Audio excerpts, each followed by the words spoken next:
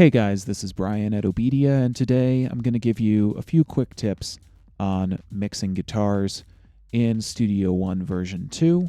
However, these tricks can be pretty much applied to just about any other digital audio workstation you might be working in, because many of the plugins I'm going to be using and the tips I'm going to be giving you are going to be able to be applied to just about any other audio workstation out there. So let's go ahead and dive in a little bit here. Electric guitar, no matter what, is always going to be a very subjective thing when you are recording it. A performer likes for their guitar to sound a certain way, so work with your performer to dial in the sound that they want so that you don't need to do too much processing when you actually go in to mix that guitar. If you have a good signal going in, you're going to have to do a lot less work going out to your final mix. So that said, I have some guitar right here which goes between being a little bit soft to being a little heavier. Let's go ahead and listen to that.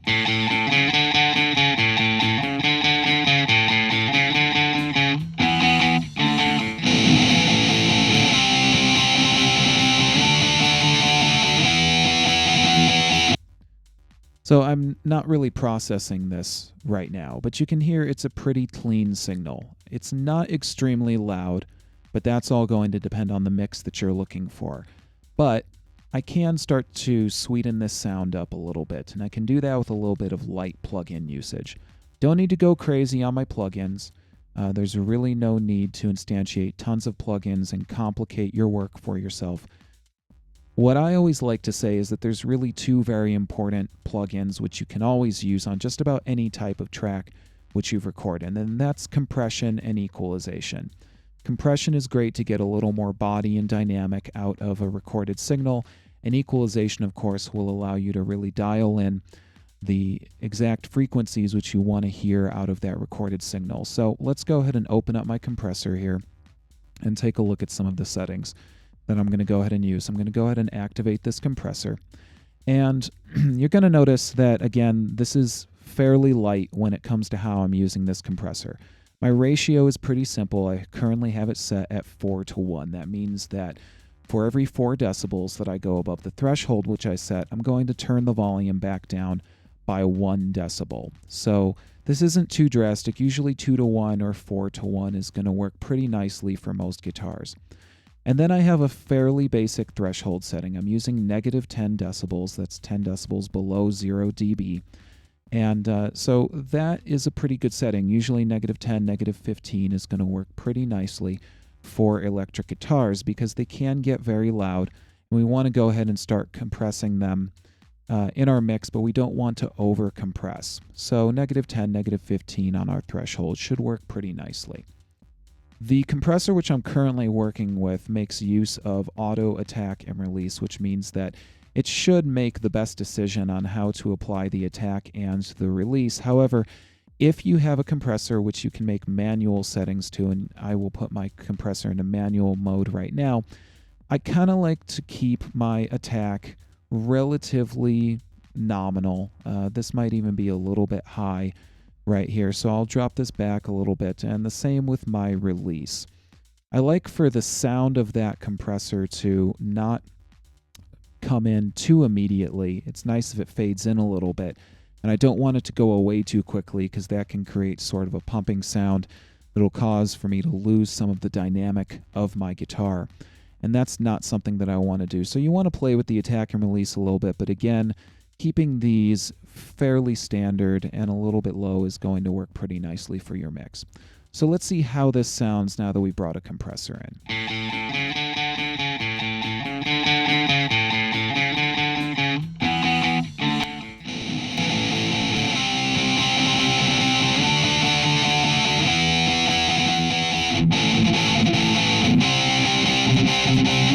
So you can see I'm already starting to bring some body out of my guitar mix right here by using my compressor. So you'll want to play around a little bit with compression and find a setting which works nicely for the signal that you have recorded, because of course this is always going to depend on your actual recorded signal and the overall character of it. But these are fairly basic compressor settings. Let's move on and take a look at our equalizer. So I'm going to engage my equalizer.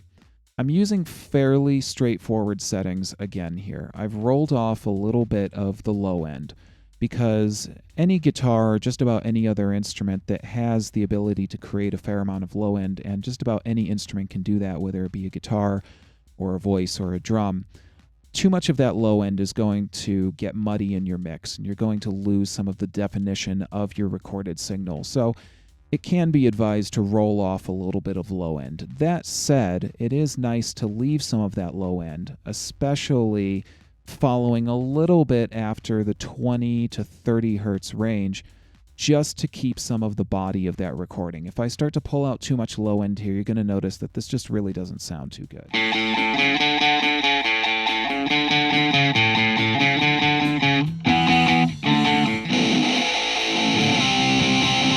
So you can see that that low end really does contribute some body to my recording. But however, it is nice to roll a little bit off in order to keep the mix from becoming too muddy. After that, you're going to find that electric guitars really have a lot of their body in the mid-frequency and the low mid-frequency and some of the high mid-frequency. And so you'll want to play a little bit with the mid-frequencies when you're mixing guitars. This is where you can really start to bring out some of that string definition and start to really hear the body of a guitar coming through.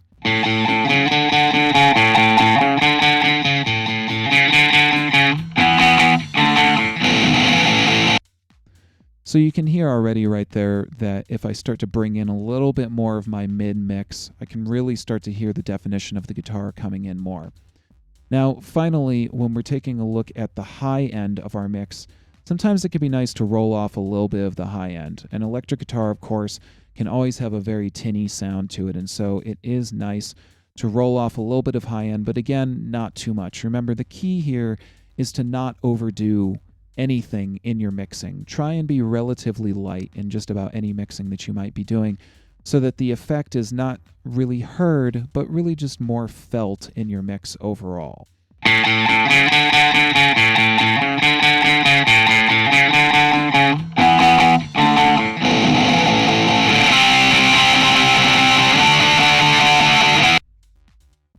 As you can see right there that I'm really starting to get a good amount of definition out of my guitar by rolling off a little low end, rolling off a little high end, and bringing up the mids a little bit.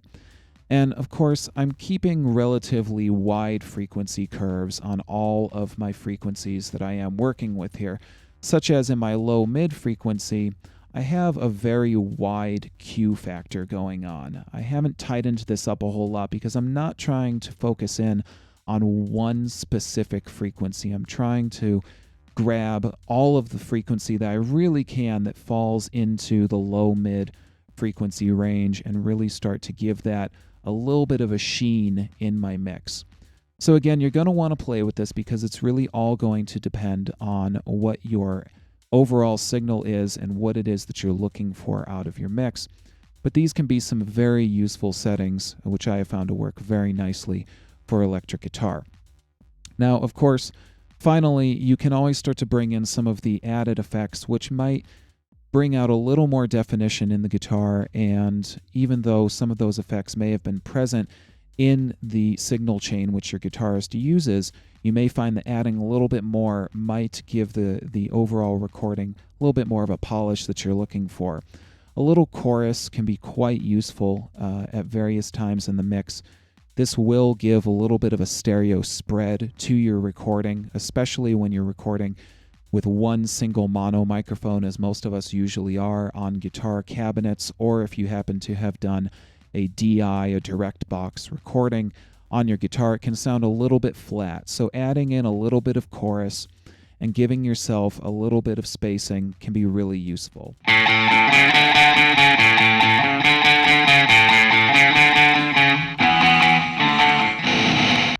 So right there I've brought in a little bit of sort of a reverb effect and added a little bit of depth to the overall sound of my guitar. Now it can also be nice to bring in a little bit of reverb into your mix, and this of course will depend on how you are going to be doing your final mix. You don't need to add your reverb onto your channel strip that you are mixing the instrument on. You can, of course, bus your channel strip out to a separate effect bus, which could have reverb on it, such as in my case right here. I do have an effect bus, and on that effect bus, I do have some room reverb. So I am currently sending my guitar sound out into an effect bus with a little bit of room reverb on it. However, you can do that reverb mixing directly on your channel strip if you wish to achieve an independent reverb effect for your guitar rather than bussing the same instruments out to one reverb sound. So when we're working with reverb, again, we don't want to overdo it. This is really going to depend on the overall sound you're looking for, but with guitars, it can be relatively nice to use a fairly normal-sized room, not too wide but not too small, and really just play around with the width and the height of that room a little bit. And of course, you can always grab a hold of some presets and fool around with those in order to figure out some ideas for your mix. But if you want to really dive into this and find your own character and sound, have a little bit of fun utilizing the room size and the width in your reverb plugin, and you can really start to kind of dial in the overall sound that you could be looking for your guitar.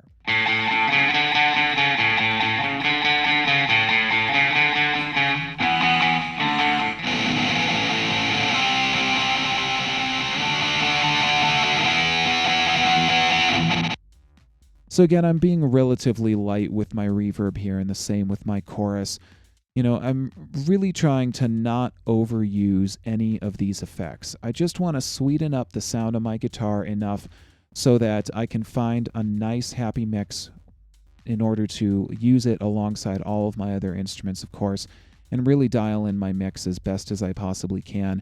And the most important thing you can do here is get some nice body out of your guitar, especially using some good compression and equalization. So play with these different tips which I've given you here. Of course, this is always going to be subjective and depend very much on what it is that you've recorded and the overall sound that you are going for with your electric guitar. But just remember to have some fun and experiment, and you will eventually find some settings which you really like.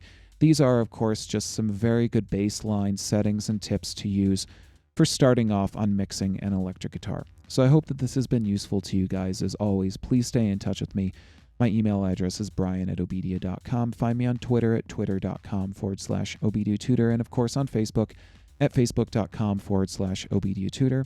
Give us a call, find out how you can work one-on-one with us, and we'll help you to tame your technology, which is what we do best here at OBEDIA. Thank you guys so much for watching, and until next time, happy music making to you, and I'll see you next tutorial.